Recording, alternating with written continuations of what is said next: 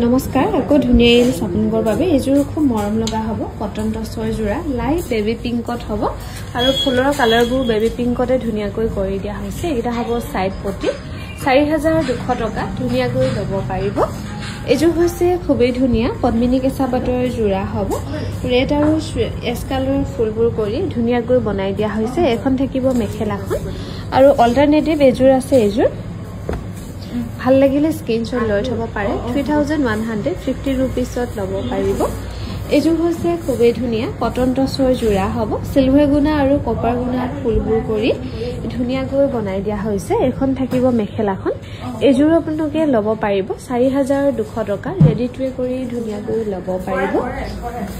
এযোৰো টছ কটনৰ যোৰা হ'ব এযোৰো ল'ব পাৰিব 4200 টকা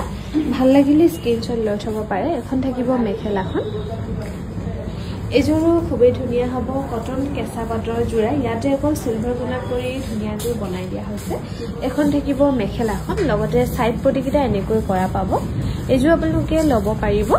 4200 টকা ৰেডি টু কৰি এযোৰো খুবেই ধুনীয়া হ'ব কটন টছৰ যোৰা এযোৰো ল'ব পাৰিব 4200 টকা ভাল লাগিলে স্ক্ৰিনশ্বট লৈ থব পাৰে